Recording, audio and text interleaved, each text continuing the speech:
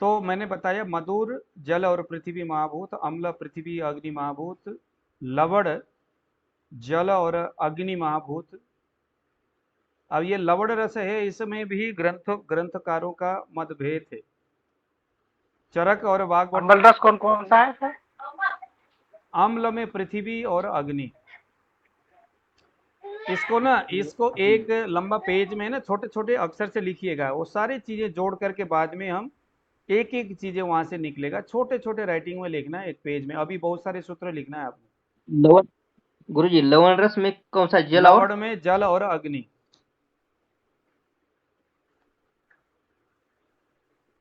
जल और अग्नि लवण में। कटु रस में वायु और अग्नि। इस तरह के जो सूत्र है मेरे हिसाब से एक बड़े से पेज लेना, उसमें लिख लीजिए, लिखा करिए। वो फटक से कोई सवाल पूछे टटक से करके जवाब दे दिया जाए। कटुरस वायु और अग्नि, तिक्तरस वायु और आकाश,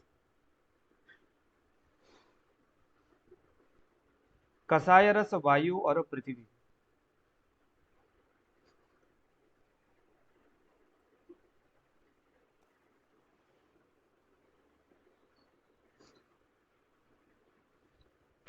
बोलिए जरा आप लोगों ने क्या क्या लिखा है। वायु कषाय और रस में पृथ्वी कौन सा रस है? हाँ? वायु और कषाय पृथ्वी रस, कौन सा रस? कसाय रस में वायु और पृथ्वी है।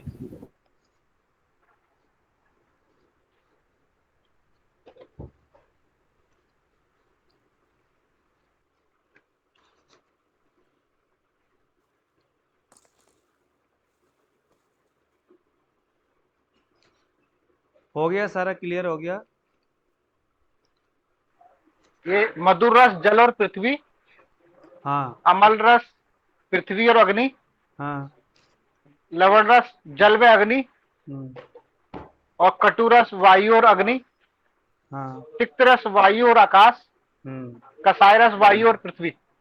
बस। अब इसको हम ऋतु के साथ जोड़ेंगे। इसको ऋतु के साथ जोड़िए।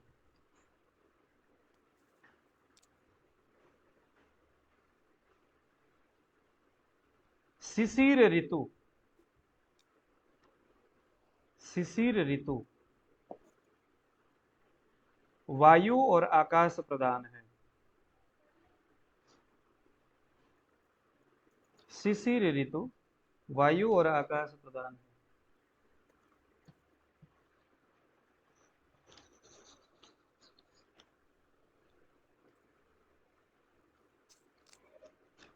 है। एक सेकंड ना, मैं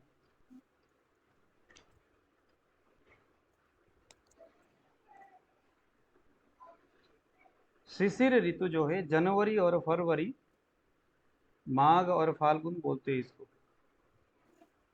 जनवरी और फरवरी शिशिर ऋतु है, माघ और फाल्गुन। इसका सर 15 जनवरी से 15 मार्च तक। हाँ। अब इसको हम लोग यहाँ पर ऋतु के हिसाब से इसको जोड़ रहे हैं, तो इसको भी आप लोग एक नोट बना लेना। अब इसको आप लोगों ने करना है, जिन्हें हम माघ और फाल्गुन बोलते हैं, जनवरी फरवरी, 15 जनवरी से 15 फरवरी। इस ऋतु में वनस्पति से, पृथ्वी से तिक्त रस दिखाई देता है, निकलता है। कौन सा रस निकलता है? तिक्त रस निकलता है। अभी हम लोगों ने तिक्त रस को कौन कौन सा महाभूत माना था? वायु आकाश। वायु आकाश। यस, बहुत अच्छा। वायु और आकाश इसका महाभूत है। ये शिशिर ऋतु जो जनवरी 15 से फरवरी 15 के बीच में है, वायु और आकाश महाभूत प्रधान तिक्त रस है। शिशिर ऋतु में जो भी चीजें हैं वो तिक्त रस प्रधान है। तिक्त रस प्रदान होने की वजह से इस ऋतु में जो कोई भी द्रव्य होगा उसमें प्रधान या अनुरस के हिसाब से उसमें कुछ गुण दिखेंगे। जैसे लिखिए इसको गुण। गुण लिख करके लिखिए लघु, शीत, रुक्ष, खर और सूक्ष्म। ये कुछ स्पेसिफिक गुण है। लघु लिखिए लघु शीत रुक्ष खर सूक्ष्म। लघु गुण है। अब आप लोग आयुर्वेद चरक हम लोगों ने पहले पढ़ते आए हैं, आप बताइए लघु गुण कौन कौन से दोष को रिप्रेजेंट करता है? वात दोष है, वात दोष। वात को, और पित्त को भी बोलते हैं कटु। वात और पित्त, इन दोनों को टच करता है। शीत गुण किस किस को टच करता है? कफ वात पित्त, कफ और कफ वायु। और वात। बहुत अच्छा। रुक्ष गुण किस किस को टच करता है? वात और कसाय, वायु। वायु, खर, खर गुण, खर मीन्स रफनेस, वायु, वायु। वात, वात, सूक्ष्म गुण, वात सर, वात। वात। वात तो यानी कि आप देखो जो शिशिर ऋतु है, इस शिशिर ऋतु में कौन से दोष का गुण ज्यादा दिखाई दे रहा है? वात गुण सर, वात गुण। वात। इसका मतलब जो तिक्त रस है, वायु और आकाश प्रदान जो तिक्त रस है, वो वायु को बढ़ाने वाला है, वायु को पोषण करने वाला है, वायु को पोषण करने वाला है, वायु को ताकत देने वाला है, वायु को रिप्रेजेंट करने वाला है। वायु को पोषण देने का मतलब ये नहीं, वायु बढ़ाने का मतलब ये नहीं कि ये वायु को खराब करने वाला नहीं है, बिगाड़ने वाला नहीं है। ये वायु का पोषण करने वाला लघु शीत रुक्ष खर सूक्ष्म। हाँ, अगर शिशिर ऋतु में आप ज्यादा आकाश और वायु प्रदान तिक्त रस गुण युक्त कोई ऐसी चीजें करते हो, कोई चीजें खाते हो, तो फिर क्या होगा? यहाँ वायु, क्यों प्रकृति भी वायु को बढ़ा रहा है और आप भी वायु को बढ़ा रहे हो। इसीलिए शिशिर ऋतु में वात सामक क्रियाएं होनी चाहिए। क्या क्या होना चाहिए, इसके बारे में है कुछ जानकारी? जी जी सर, जी सर। हाँ इसमें स्नेहन होना चाहिए, हाँ। सेहन होना चाहिए, मधु रस का सेवन होना चाहिए, शिशिर और ऋतु, कहीं कहीं अम्ल रस का भी सेवन होना शिशिर ऋतु परिचर्या निकालिए। चाहिए। जी सर। आयुर्वेद के बुक में शिशिर ऋतु परिचर्या निकालिए, जहां पर शिशिर ऋतु के बारे में बताया गया है।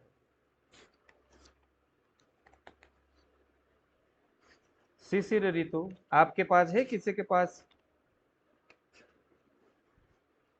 किसी के पास इस तरह के बुक है जहां पर शिशिर ऋतु के बारे में लिखा है?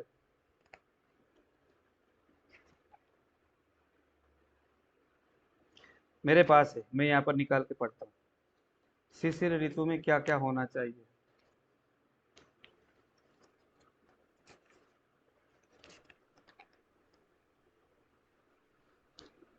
ओ कहाँ गया भाई हेमंत?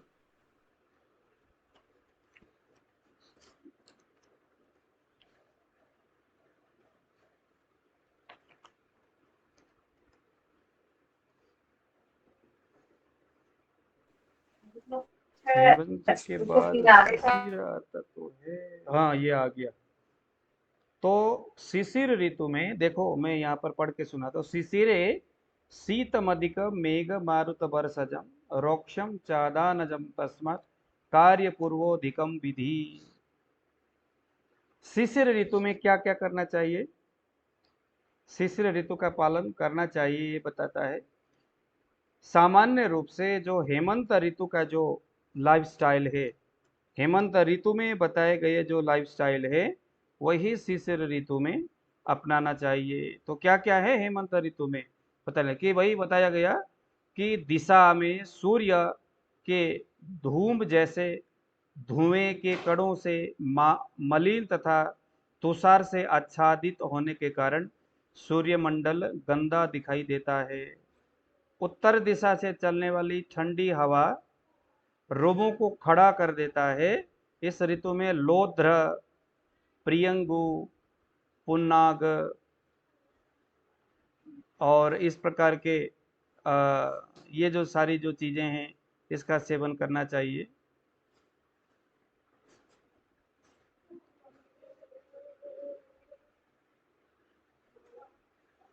हेमंत में स्निग्ध, अब लिखिए जरा, यहाँ पर आप लोग चाहे तो लिख सकते हैं आहार विहार के बारे में।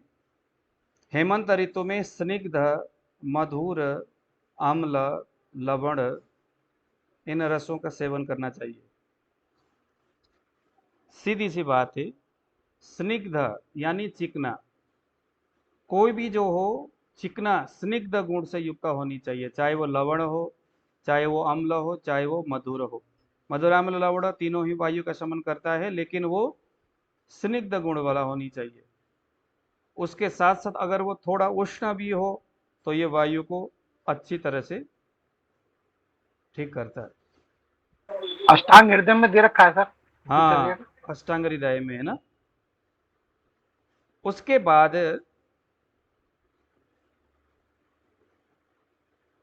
बताया गया है बिलेशय, यानी बील के अंदर रहने वाले जानवर या जमीन के अंदर मिलने वाले कंद, फल फूल, कंद जो होते हैं उसका सेवन करना।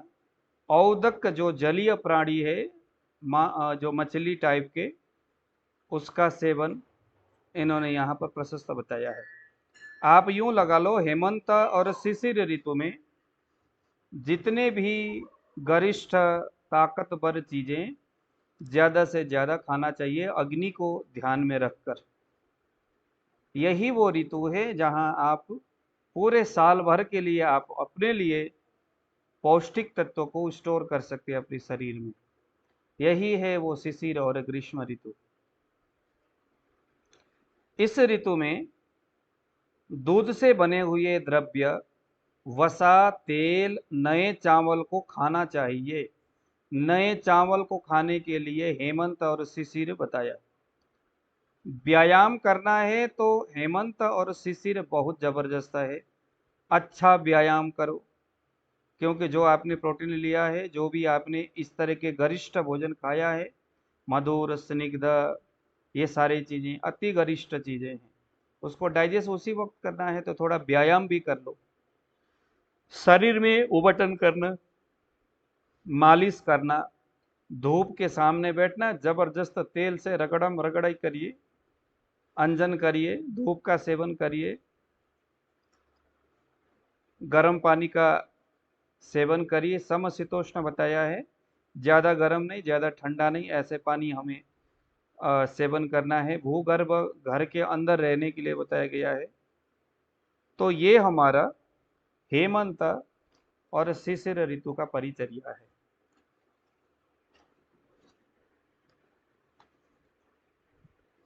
अब आगे देखेंगे शिशिर ऋतु।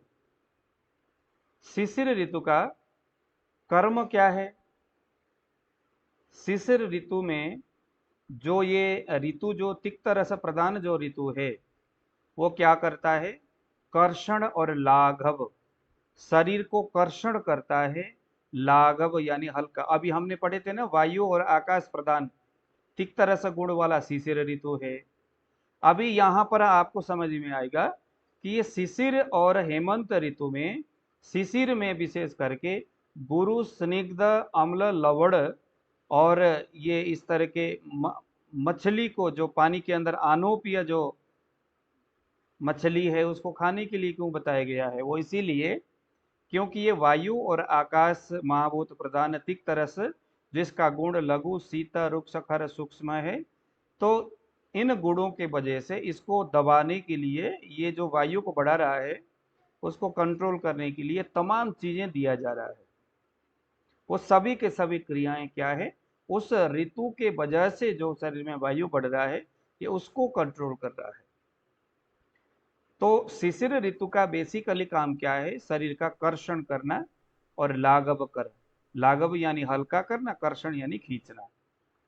इसीलिए हम यहाँ पर जितना भी गुरु देंगे, अग्निबल और उसका ये सारे मनोबल, सभी चीजों को ध्यान में रख करके, अच्छी बात है। विपाक, ये जो तिक्त रस है, शिशिर ऋतु का तिक्त रस प्रधान जो अग्नि है या जो व्यवस्थाएं हैं, उसका विपाक कैसा है? लघु और कटु विपाक है। तो इसको लिखिए जरा। उन दिनों में हमें भूख ज्यादा लगती है, सर्दी के दिनों में हम जो कुछ भी खाते सब कुछ पच जाता है। गर्मी में कुछ भी खाओ कोई पचता नहीं है, और सर्दियों में जो मर्जी खाओ सब कुछ पच जाता है, क्योंकि विपाक इसका विप्रकृष्ट पाक इति विपाक। जो विपाक का मतलब क्या है? आपके जो शरीर में अग्नि है, चाहे वो जठराग्नि का अग्नि हो, चाहे वो महाभूतों का हो, चाहे वो धातुओं का हो, सब कुछ जो अग्नि आपके खाए आहार को पका करके जो रस निकालता है, उसके सबसे अंतिम में जो रस उत्पादन हो रहा है, होने की जो प्रक्रिया है, उसी को विपाक कहेंगे। जो विपाक है वो धातु को पोषण करने के लिए होता है, और जो विपाक है दो ही होते हैं, या वो लघु विपाक होगा या गुरु विपाक होगा, या वो मधुर विपाकी होगा या वो कटु विपाकी होगा। तीसरा कोई विपाक नहीं होता। शरीर को वो या तो हल्का करने वाला होता है या वो बढ़ाने वाला होता है। तो ये शिशिर ऋतु जो है शरीर को क्या करने वाला है? ये घटाने वाला है, लघु विपाकी है, कटु विपाकी है। कटु विपाकी है, इसी को लघु विपाकी बोलते हैं। मधुर विपाकी है तो इसको गुरु विपाकी बोलेंगे। जैसे आप अगर दूध पियोगे तो दूध मधुर है, शीत वीर्य है और गुरु विपाकी है। अगर आप अश्वगंधा खाओगे तो वो तिक्त मधुर है, लेकिन उसका जो विपाक है वो है मधुर। तो जो मधुर विपाक है वो शरीर को बढ़ाता है। अगर आपके पास कोई दुर्बल व्यक्ति आता है तो उसको हमने वो दवाई देना है जिसमें गुरु विपाक हो। आयुर्वेद ग्रंथों में लिखा हुआ होता है गुरु विपाक। किसी आदमी को पतला करना है, किसी आदमी के शरीर में कुछ भी है जो उसको हटाना है, जैसे किसी को पीसीओडी, किसी को ट्यूमर है, किसी को सिस्ट है, किसी को कैंसर है, कोई भी चीज़ों को हटाना है हमने उसके शरीर से, तो इसको हमने क्या देना है? कटु विपाक वाला कोई द्रव्य देना है। जैसे चिरायता हो गया, कुटकी हो गया, काल मेघ हो गया, काली मिर्च हो गया, जिसमें लघु विपाकी है, कटु विपाकी है, वो द्रव्य देना है।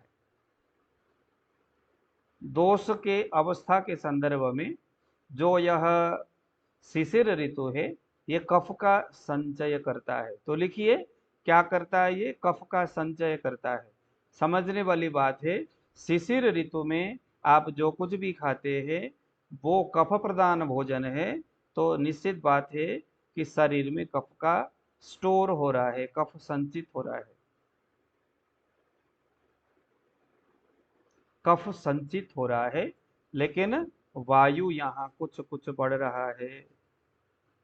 महाभूत के संदर्भ में इसको हमने आकाश महाभूत माना है।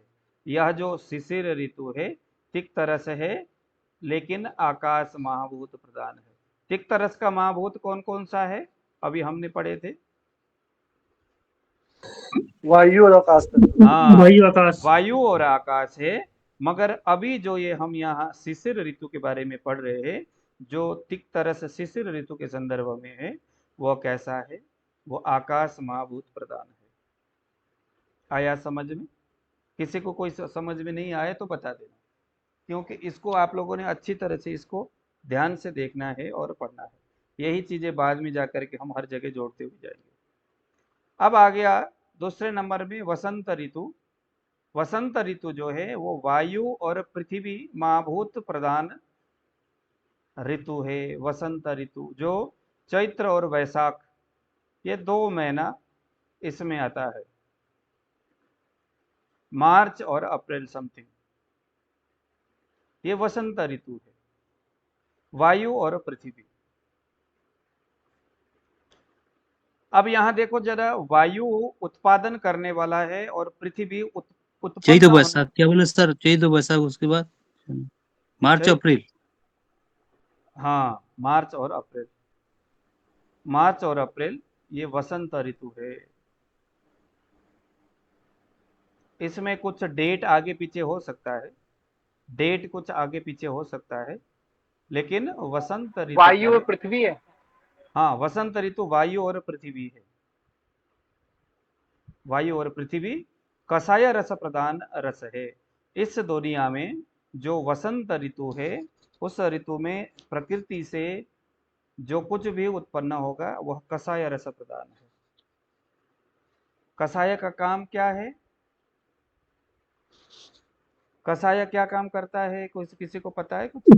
सर बसंत ऋतु वायु और क्या? हाँ, क्या बोला आपने? सर बसंत ऋतु वायु और क्या बोले थे वायु, आपने? वायु और पृथ्वी, वायु और पृथ्वी, महाभूत कौन सा महाभूत? वायु और पृथ्वी।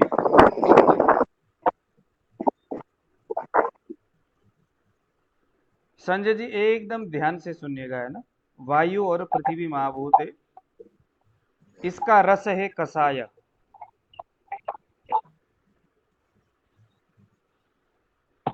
कषाय रस का गुण क्या है, कर्म क्या है, किसी को मालूम है? मैंने पहले पढ़ाया था आप लोगों को। हाँ जी। जी जी सर। रूप रूप शीत लघु। शीत लघु सर गुण है इसका। हाँ, रुक्ष शीत लघु, ये 3 गुण है इसमें। रुक्ष शीत लघु, किसी चीज को कर्षण करना, खींचना, किसी चीज को रोक देना, स्तंभन करना, ये कषाय से बड़ा और कुछ नहीं है। कषाय ही सबसे बड़ा। कषाय का मतलब है जैसे जामुन है, जैसे हरड़ है, ये कषाय रस प्रदान बबूल, है। बबूल, जैसे बबूल है, बहुत सारे ऐसे कषाय रस बिल्व है। प्रदान, जैसे बिल्व, कच्चा बिल्व है। देखो, जैसे कच्चा आम है, कच्चा आम, अब देखो जरा, ये रस ही तो प्रदान है। अगर आपको रस के गुण पता होगा तो बिल्व जो है, गुरुजी कच्चा आंवला भी, है क्या? आंवला भी है कषाय, कुछ कुछ क्या कषाय रस है अर्जुन ही आंवला में। एक सेकंड में बता रहा हूं। अगर आपको ये रस का ज्ञान होगा प्रॉपर तरीका से, तो आप कितने एक्सपर्ट होगे हर एक द्रव्य से, उस द्रव्य की अवस्थाओं को देख करके। जैसे एक बेल है, बुक में लिखा हुआ है कि अमुक रोग में बेल दे दो, लेकिन अब आप इतने महामूर्ख नहीं हो, आप आयुष योगी से पढ़ रहे हो हमसे। आपको मालूम है कि बेल अगर कच्चा होगा तो कौन सा रस होगा? कषाय रस होगा। कसाय रस है। अगर बेल पका हुआ है तो कौन सा रस होगा? मधुरस। मधुर रस मधुर होगा। रस। मधुर रस होगा। जो मधुर रस है, शृण बीण मूत्र, मधुर रस, मधुराम्ल लवण का काम क्या है? मल मूत्र आर्तव शुक्र को बाहर निकालने वाला, धक्का देने वाला। मधुर का काम क्या है? शृण बीण मूत्र, सृष्ट बीण मूत्र, यानी मल मूत्र वीर्य आदियों को शरीर से धक्का देने वाला। अब एक चीज देख लो, कोई आदमी को कॉन्स्टिपेशन है, कॉन्स्टिपेशन होने का मतलब क्या है? वो रुक रहा है। रोकने का काम कौन सा रस का है? कषाय रस का है। अगर कोई कहता है कि महाराज बेल दे दो, अब पका हुआ बेल जो है उस व्यक्ति के कब्ज को नाश करता है। पका हुआ बेल उसके कॉन्स्टिपेशन को ठीक करता है। लेकिन कच्चा बेल क्या करेगा?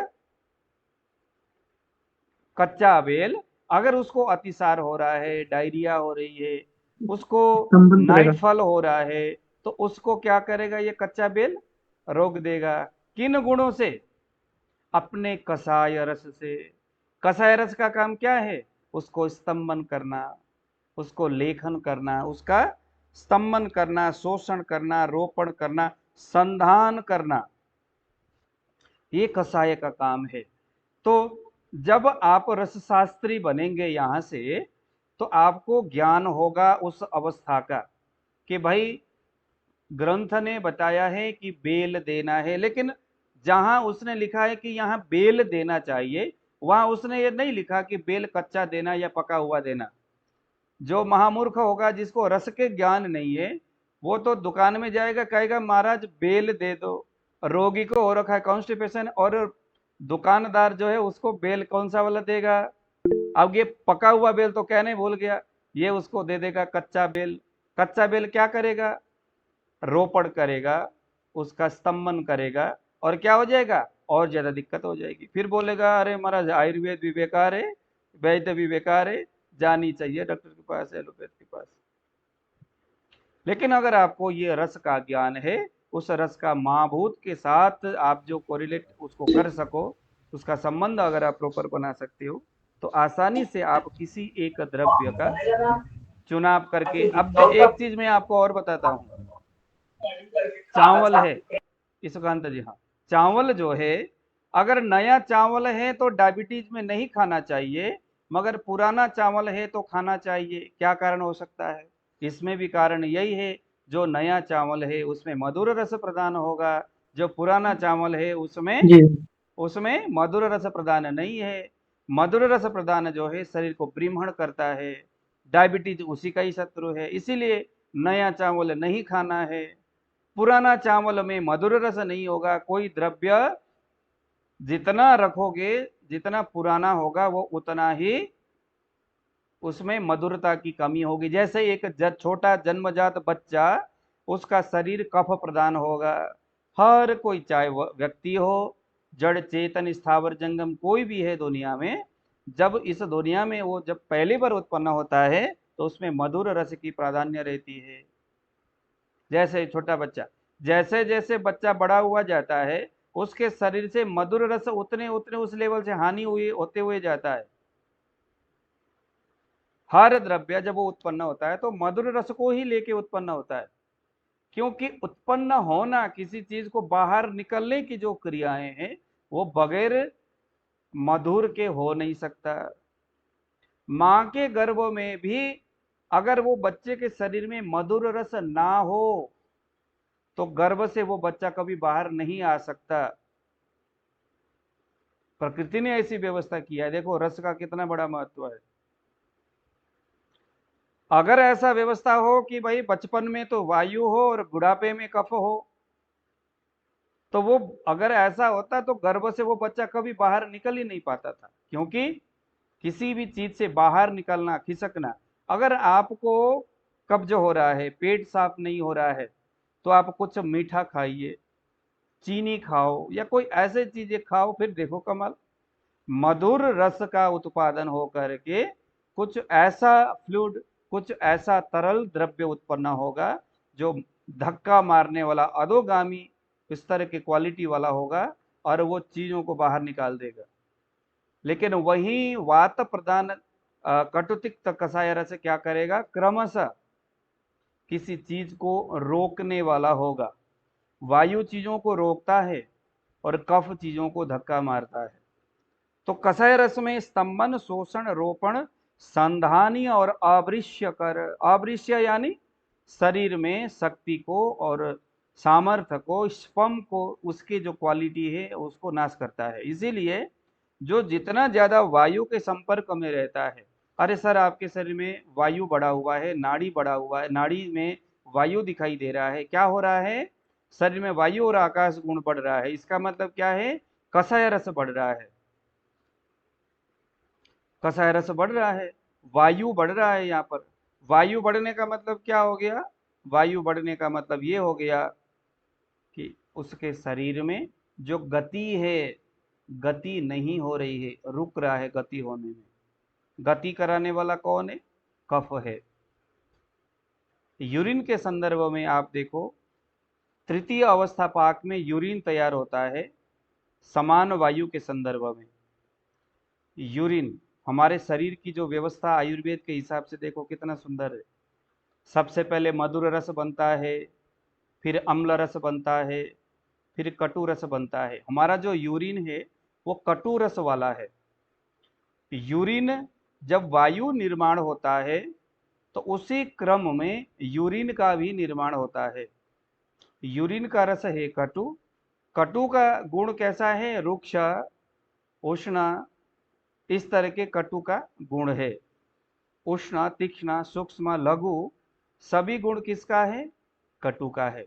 अब ये यूरिन बनने वाली जो लिक्विड है, समान वायु से ही जो तैयार हो गया, वो ऊपर से पूरे शरीर में घूम करके, पूरे शरीर में घूम करके कफ के जितने भी क्लेद है, टॉक्सिन है या कोई ऐसे चीजें हैं, उसको पिघला पिघला करके, उसको तरल बना करके, ठोक ठाक करके, नाली को साफ करते हुए स्रोतसों को जो बांध रहा था, कफ चिपका रहा था, उसको अपने सूक्ष्म गुणों से ये जो यूरिन है, पेशाब है, खोलता हुआ पूरे स्रोतसों को खाली करता हुआ, सफाई करता हुआ बाद में किडनी से बाहर निकलता है। हालांकि वहां पहुंच के इसको यूरिन ये नाम दिया गया है, लेकिन ये जो सारा काम है, जब कटुरस उत्पन्न होता है तृतीय अवस्था पाक में, तो बढ़ने वाला कटुरस प्रदान वायु यूरिन के माध्यम से पूरे शरीर में स्थित कफ के क्लेद को हटाते हुए शरीर से बाहर यूरिन के माध्यम से चीजों को यूरिन के माध्यम से बाहर निकालता है। लेकिन अगर आपके शरीर में तृतीय अवस्था पाक की व्यवस्था नहीं होगी, कटुरस की व्यवस्था नहीं होगी, वायु निर्माण का क्रम गड़बड़ा गया, यूरिन प्रॉपर अपने गुणों से परफेक्ट नहीं है, तो क्या होगा? यूरिन शरीर में उस लेवल में नहीं जाएगा। तृतीय अवस्था पाक की कमी होने की वजह से, यूरिन का निर्माण प्रॉपर ना होने की वजह से, यूरिन जिस रास्ते से जाता है, गुजरता है, वहाँ स्थित जो टॉक्सिन है, जो कफ वर्गीय है, प्रोटीन है, फाइबर है, और भी बहुत सारी जो इस तरह की चीजें जिसने स्रोतसों को क्लेदन किया हुआ है, चिपचिपाहट तैयार किया हुआ है, यूरिन के अंदर अब उतना पावर नहीं है कि वो धक्का मार के उसको बाहर निकाले, स्रोतसों को साफ करे। वो कालखंड है जिसके वजह से शरीर में कफ बढ़ जाता है, वायु घट जाता है। वायु के घटने, कफ के बढ़ने से क्या होगा? स्रोतसों में विखंडन होगा, मंदाग्नि होगा, आम की उत्पत्ति होगी, और तरह तरह की व्याधि होगा, चाहे वो रूमेटॉइड आर्थराइटिस हो, चाहे वो स्टोन हो, चाहे वो कोई भी इस तरह की कफज व्याधि हो। मूल कारण क्या है? तृतीय अवस्था पाक की कमी। वायु का निर्माण प्रॉपर नहीं हो रहा था। निर्माण करने वाला कौन है? निर्माण करने वाला कटुरस प्रधान वायु है। तो ये सारे शरीर के जो भाव है, मैं तो कहता हूं कि अभी जब आप सो रहे होगे तो आधा घंटा थोड़ा आप विमर्श करिए इन बातों के ऊपर। यही स्टडी करने का तरीका है। नहीं तो बस सुनते रहे, एक कान से सुना दूसरे से उड़ा दिया, कोई फायदा नहीं है, कोई फायदा नहीं है। तो कसाय रस जो है संधान करता है, संधान तो करता है, लेकिन कसाय रस के गुण भी जरा आप लिख लीजिएगा। कसाय रस जो है हृदय शूल उत्पन्न करता है। यदि आप अधिक सेवन करते हैं, कसाय रस का सेवन अगर आप अधिक करते हैं, तो हृदय शूल, हृदय में दर्द होगा। अगर कोई व्यक्ति कहता है हृदय को ऐसा, हार्ट को पकड़ के सर बड़ा दर्द हो रहा है, इसका मतलब है कि कोई कसाय रस प्रदान कोई चीजें खाया है या कुछ किया है। या कसाय रस कब तैयार हो रहा है? कसाय रस चैत्र और वैशाख, वसंत ऋतु में उसने कोई गड़बड़ किया है, पक्की बात है। वसंत ऋतु में उसने कोई गड़बड़ किया है, ऋतुचर्या उसका परफेक्ट नहीं हुआ है वसंत का, ये पक्की बात है। जब भी ये कसाय के वजह से ऐसा हुआ। आदमान, कसाय रस अगर शरीर में बढ़ता है तो आदमान होता है। आदमान का मतलब है पेट के निचले हिस्से में भारीपन लगना, गुड़गुड़ करके आवाज करना, गैस जैसे बनना, एकदम अटपटा जैसे लगना, मतलब पेट में दर्द होना, निचले हिस्से में गैस बनना, पेट भारी भारी होना, आदमान। कसाय रस स्तंभन हो रहा है, वो रोक रहा है की चीजों को। स्रोतोरोध, जितने भी जो चैनल है नाड़ियों का, उसका अवरोध ये करने वाला होगा कसाय रस। कसाय रस क्या करेगा? स्रोतसों का अवरोध करेगा। इसीलिए लोग कहते हैं महाराज अर्जुन खाओ तो हृदय रोग को ठीक करता है। लोग बोलते हैं कि नहीं बोलते? हमारा हृदय रोग का सबसे बड़ा दवाई है अर्जुन। बस नोट किया होगा डायरी में, अरे हमारा हार्ट में प्रॉब्लम है, अच्छा आप अर्जुन खाओ जी। अर्जुन कौन सा रस वाला है? सर वो भी तो कसाय रस वाला अर्जुन भी। कसाय रस वाला है। अब बताइए, अब आप लोगों को रस समझ में आ गया, कसाय रस प्रधान अर्जुन है, तो हृदय के किस कंडीशन में हम कसाय रस दे सकते हैं? आप बताइए। सर उष्ण गुण के कारण, उसको गर्म है ना वो, उसके कारण उसको दे सकते हैं। नहीं नहीं, मेरा जो सवाल है आप नहीं समझ रहे उसको। कसाय रस जो है नहीं नहीं, कसाय रस जो है, कसाय रस उष्ण गुण वाला नहीं है। अर्जुन अर्जुन का जो वो शीत है है ना, सर, शीत है सर। हाँ, कसाय जो है शीत है। मधुर, तिक्त, कसाय, ये तीनों शीत गुण वाला है। इसके अलावा सभी उष्ण गुण वाला है। लिखिए जरा, इसको भी लिखना जरूरी है। मधुर, तिक्त और कसाय, ये तीनों रस शीत गुण वाला है। अम्ल, लवण और कटु, ये तीनों उष्ण गुण वाला है। अब देखो, कसाय रस यानी अर्जुन, सर दोबारा से दोबारा बोलेंगे? मधुर, मधुर, तिक्त, कसाय, ये शीत गुण वाला है। शीत गुण वाला है जब भी वो स्तंभन कर रहा है कसाय रस। कसाय रस गर्म नहीं है, ध्यान देना। अर्जुन गर्म है क्या? सर जामुन गर्म मधुर, है? तिक्त और क्या? हाँ, सर मधुर, तिक्त और क्या? कसाय, कसाय ये शीत है, और आम्ल, लवण और कटु ये उष्ण है, गर्म है ये। इसका मतलब अर्जुन गर्म है या ठंडा है? ठंडा है। ठंडा है। अर्जुन कैसा है? ठंडा है। तो अर्जुन क्या नाम है जो आपका, जो अर्जुन है वो ठंडा अम्ल है। अम्ल वायु, लवण कटु क्या है सर? हाँ, अम्ल लवण कटु। ये उष्ण है, उष्ण उष्ण उष्ण गुण वाला है। वसंत ऋतु कसाय रस प्रदान जो है, इसके 3 स्पेसिफिक गुण है। ये अपने इन गुणों से वसंत ऋतु काम करता है। एक का नाम है विशद, विशद गुण है वसंत का।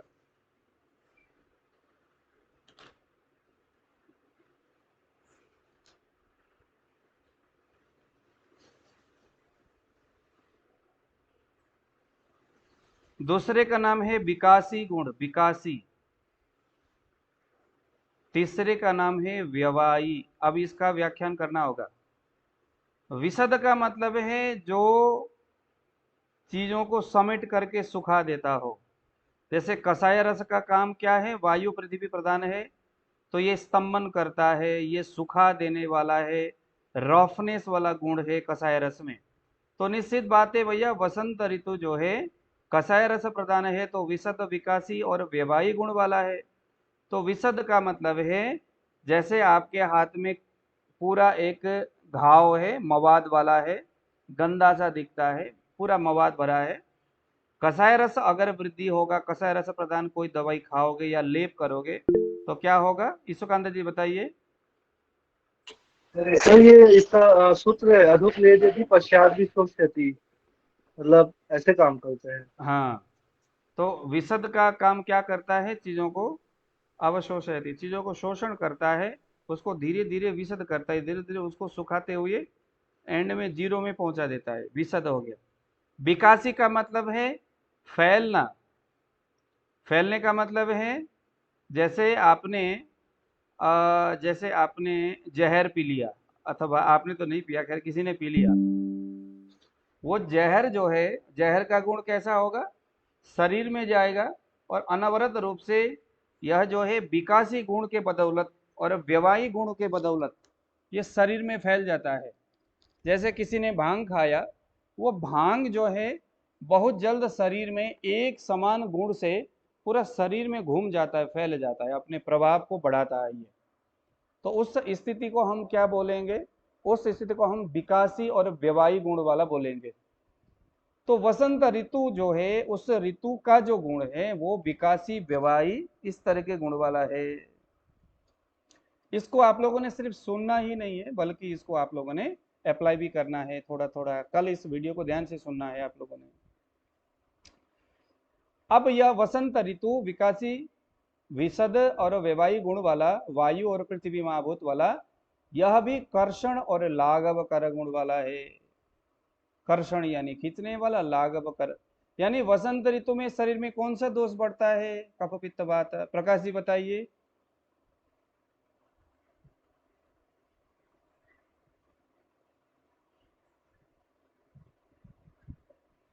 विशद, विकासी और वेवाई इसके गुण है, तो ये कफ के है, पित्त के है या वायु के है? बस इतना बताइए। तो कब पित्त बढ़ेगा सर? ना, कषाय रस किसका गुण है? गुरुजी वात सर वात होगा वायु क्या? तो वात का, वायु वात वायु का। मुकेश जी वात वायु का है, तो वायु का है। कषाय वात रस का वायु को बढ़ाता है जी, पित्त को नहीं बढ़ाता। पित्त का तो कोई यहाँ लेना देना ही नहीं है। वायु और पृथ्वी महाभूत है कषाय में, पित्त कहाँ से आ गया? हाँ तो वात को बढ़ाएगा, हाँ वात को बढ़ाएगा, वात को। वात को बढ़ाएगा प्रधान रूप से, अपने अत्यंत रुक्ष गुण से वायु को बढ़ाएगा। लेकिन ये चूंकि और कफ पृथ्वी पित्त को शांत महाभूत से भी, करेगा। पृथ्वी महाभूत भी है, इसीलिए ये कफ को भी थोड़ा सा क्या करता है, कफ को ये प्रकोप करता है। तो लिखिए वसंत ऋतु में कफ प्रकोप अवस्था में जाता है, क्योंकि अब शिशिर ऋतु के बाद जो चैत्र और वैशाख महीना है, यहाँ पर कफ, कषाय गुण वाला जो कफ है, अपने विशद, विकासी और व्यवाही गुणों से कफ का क्या करेगा, कर्षण करेगा। जहां जहां जगह जगह शरीर में हेमंत ऋतु में जो आपने मालपुआ खाए थे, जिससे जो कफ बढ़ गया था, उसको ये कर्षण करेगा कषाय रस। पहले शिशिर ऋतु में तिक्त रस ने कर्षण किया थोड़े बहुत, लेकिन वो वायु और आकाश प्रदान होने के वजह से उतना नहीं हो पाया, क्योंकि तिक्त रस जो है वो कैसा है? तिक्त रस, ये हालांकि शीत गुण प्रदान जरूर है, लेकिन ये वायु और आकाश प्रदान होने की वजह से उस लेवल में ये सूक्ष्म गति से अंदर तो श्रोतस्व में तो जा रहा था, लेकिन कषाय के समान रुक्ष खींच करके नहीं ले आ रहा था। ये कषाय क्या कर रहा है? कफ के परमाणुओं को सिमट रहा है एकदम। आजा इधर, मैं तेरे सिर को मैं मरोड़ देता हूं, एकदम जबरदस्त उसको पकड़ करके कषाय रस क्या करता है, उसको नहीं करने देता। तो कफ का ये प्रकोप करता है।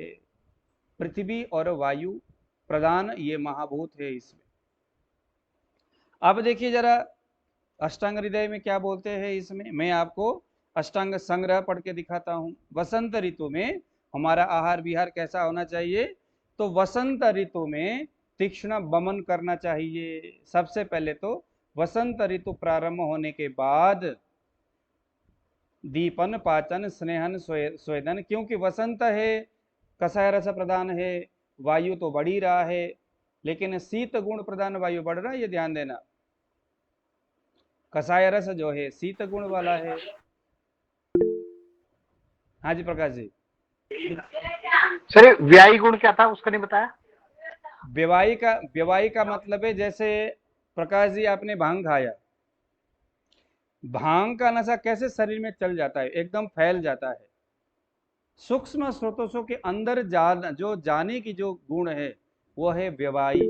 यानी कि भांग का जैसे नशा होता है ना, जहां पर इंसान को देखो, भांग का जो नशा पूरे शरीर में जो फैल रहा है, जहर एक आदमी ने 1 चम्मच खाया, पूरे शरीर में चला गया, अब जगह जगह से जहर के कुछ न कुछ हो रहा है, तो उसको हम बोलेंगे, उसको क्या बोलेंगे? विकासी बोलेंगे। विकासी यानी फैलना, हर जगह पहुंच गया।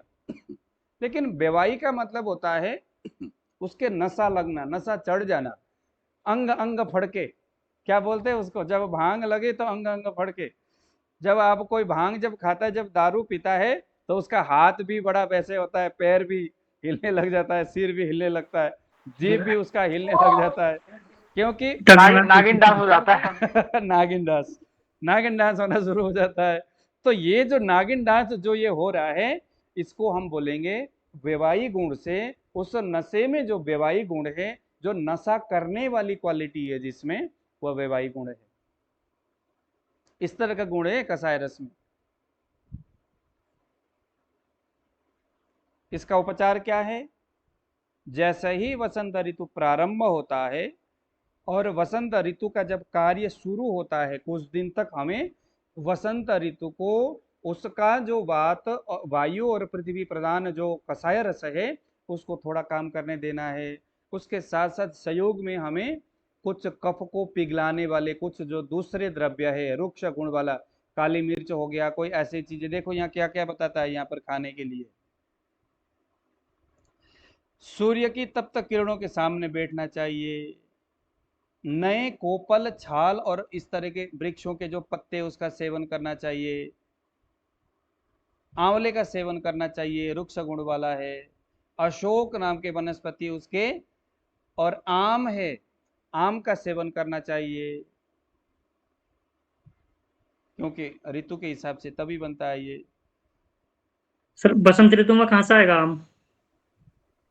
अच्छा सॉरी, यहाँ पर आम लिखा हुआ है, मैंगो आम, मैंगो ट्री। अच्छा सॉरी, ये आम के छाल की बात कर रहा है, ये आम के छाल की बात कर रहा है, सॉरी। हाँ उसके बाद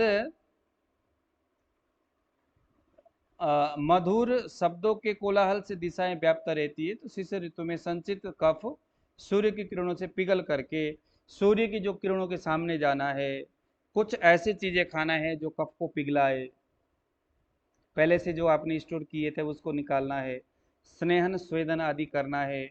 गंडूस, मुख को क्वाथ आदि से मुख के अंदर तेल या कोई ऐसी चीजें लगा करके, कफ को खत्म करने वाले कोई काढ़ा लगा करके गंडूस करना है।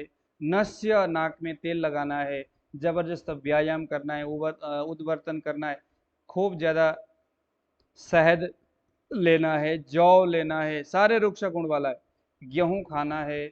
जंगली जो पशु पक्षी है उसको खाना है। अब यहाँ पर पहले तो क्या बोला था, शिशिर ऋतु में बिल के अंदर रहने वाले जानवर, हाँ, तालाबों में रहने वाले जो जानवर है उसको खाने के लिए बोल रहा है। लेकिन अब यहाँ क्या बोल रहा है, यहाँ पर बोल रहा है भैया जंगल के अंदर रहने वाले जो जानवर उसके मांस खाने के लिए। तो इस तरह के आसब अरिष्ट, देखो यहाँ पर ये भी लिखा हुआ है, आसब और अरिष्ट का सेवन करना है। द्राक्षा का अरिष्ट, शहद मिला करके, नागर मोथा, सौंठ, इस तरह के द्रव्य, अनार का शरबत, विजय सार नाम का जो लकड़ी है उसको शहद मिला करके उसको पीना चाहिए। काढ़ा बनाया, शहद मिला करके उसको पिया। गुरु सीता, दिन में सोना, स्निग्ध, अम्ल और मधुर रस का सेवन नहीं करना चाहिए। गुरु शीत दिवा स्वप्न, स्निग्धालम्ल मधुरांश त्यजेत। अब इस ऋतु में यानी कि वसंत ऋतु में क्या नहीं करना चाहिए, दिन में बिल्कुल नहीं सोना। कोई ऐसा काम नहीं करना है जिससे कफ बढ़े, कोई ऐसा काम नहीं करना है जिससे कि कफ और ज्यादा स्ट्रांग हो। हमें कफ को निकालना है, उसको उत्तेजित करना बेशक है, लेकिन कफ बढ़े ऐसा कोई गुरु शीत मृदु स्निग्ध मधुर स्थिर पिछल गुण वाला कोई चीजें हमने नहीं लेना है। अम्ल मधुर लवण रस भी हमने यहाँ नहीं लेना है, क्योंकि ये कफ को कुपित करने वाले रस है। तो करना क्या है हमने, हमें यहाँ पर इस ऋतु में प्रॉपर तरीका से दीपन पाचन स्नेहन स्वेदन करके बढ़िया गंडूस करना है, नस्य करना है, और बाद में विधि पूर्वक बमन करना है। चाहे रोगी स्वस्थ हो चाहे अस्वस्थ हो, बमन करना है। हम लोग भी बमन कर सकते हैं, बमन करना है। तो ये क्योंकि बमन करने से क्या होगा, क्योंकि यह जो वसंत ऋतु है यह कफ का प्रकोप करता है। इसीलिए प्रकोपित कफ को अगर आप बाहर नहीं निकालोगे, हालांकि देखो प्रकृति कषाय रस से कफ को कर्षण कर रहा है, कफ को पिघला रहा है, कफ को निकाल रहा है, खींच रहा है, सुखा रहा है, कहता है तू यहाँ रह नहीं सकता। लेकिन हमारा भी कर्तव्य है कि भाई ठहर जा यार, हम भी तेरे साथ है। ऐसा कह करके हम भी मदन फल पिपली लेंगे, मुलेठी लेंगे, सेंधा नमक कैसे शहद ही चाट लो, या गन्ने का जूस ही आप पी लो, कुछ भी आप करो, विधि पूर्वक एक बमन कर लो। बमन करते ही जो शिशिर ऋतु में कफ संचित हुआ था वो वसंत में आपने बाहर निकाल दिया। वसंत में जब आपने कफ को बाहर निकाला, शरीर का शोधन हो गया। किस लिए, क्योंकि नेक्स्ट मंथ मई और जून है जो ग्रीष्म ऋतु वाला है। अब इस ऋतु में जो रस निकलता है वायु और अग्नि प्रधान कटु रस वाला रस निकलता है। कटु रस तो कफ को और वायु को पित्त और वायु को बढ़ाता है। अगर यहाँ कफ होगा, कफ के परमाणु होंगे, तो कफ के वो परमाणु दूषित होकर के अत्यंत जलने के बाद, क्योंकि कटुरस की जो आग है वो हेमंत ऋतु में संचित हुआ जो कफ है, उस कफ को जला करके नमकीन के भाव में परिवर्तित कर देता है। विदग्ध चाम्ल में वच, कफ जब विदग्ध अवस्था में होता है तो लवण रूप को प्राप्त करता है, और जब पित्त विदग्ध अवस्था में जाता है तो अम्ल रूप को प्राप्त करता है। यानी पित्त जब ज्यादा बढ़ता है, संचित होता है, स्टोर होता है, शरीर से आपने निकाला नहीं है, तो पित्त बैठे बैठे वो खट्टा हो जाता है। फिर बोलेंगे हाँ जी ट्राइग्लिसराइड बढ़ गया, कोलेस्ट्रॉल बढ़ गया, वही तो है जो आपने निकालना था। ग्रंथ तो बोलते हैं कि भैया शोधन करो करो करो करो। ओके मुकेश जी, ठीक है, थैंक यू। तो अब हम परसों हम लोग पढ़ेंगे मई और जून में जो कटुरस प्रधान जो द्रव्य है उसका क्या गुण है, क्या कर्म है, क्या विपाक है, और ग्रीष्म ऋतु का जो दिनचर्या है उसको हम प्रॉपर पढ़ेंगे। उसके बाद फिर जब हम चरक संहिता के 26वें अध्याय के कुछ शायद 9वें सूत्र को जब हम पढ़ेंगे, जहाँ पर पृथ्वी महाभूत के गुण, जल महाभूत के गुण, जब हम वहाँ पढ़ने जाएंगे तो फिर मजा आएगा उसको पढ़ने में। ठीक है, तो ऋतु के संदर्भ में ये जो बातें आज हमने पढ़ा आपको जरूर अच्छा लगा होगा। परसों हम मिलेंगे। आज कुछ पूछना है आप लोगों ने तो पूछ सकते हैं। अब आप लोगों का काम ये है, आप लोगों ने विमर्श करना है, अपने से पूछना है कौन से महीने है, कौन से ऋतु है, उन ऋतुओं का रस क्या है, उस रस का गुण, उसका महाभूत कौन सा है, उस महाभूत प्रधान उस रस का गुण क्या क्या है, उस गुण का ये सारी चीजें क्या क्या है, उन सारी चीजों को आपने ना आंख बंद करके, अभी आपने डायरी तो है ही होगा, कल्पना करना है, सोचना है, सोच करके सो जाइए आप लोग। कल सुबह भी उठ करके इसको एक बार गुरुजी। स्टडी करिए, जबरदस्त आपको समझ में आएगा।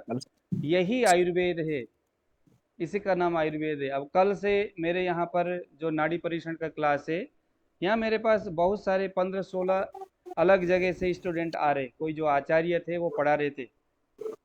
अब कहते हैं कि सर वहाँ पर तो हमें बस फार्मूला ही फार्मूला देते। अब वहाँ पर 2 मेरे विद्यार्थी पहले जो मेरे यहाँ से चरक पढ़ते थे, 2 साल तक उसने वहाँ लगाया।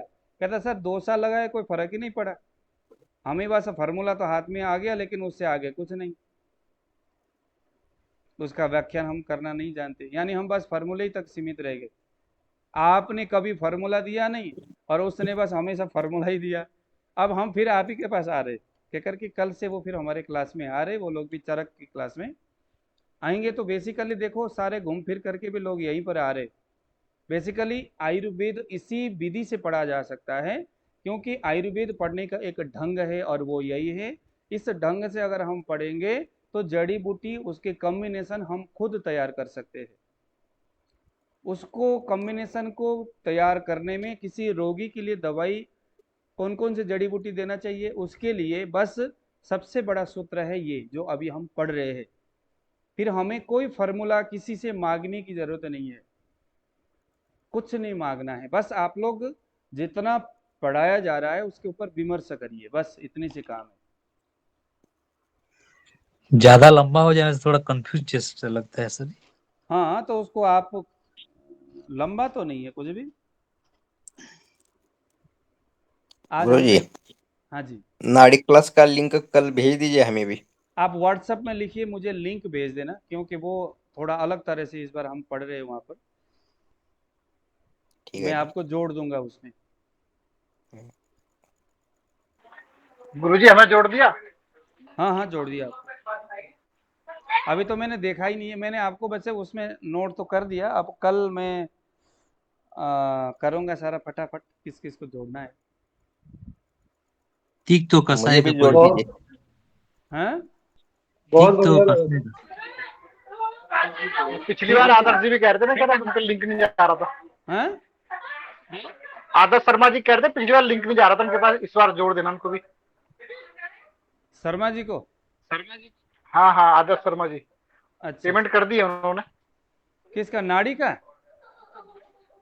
हाँ जी। नहीं, ये नाड़ी का या चरक का?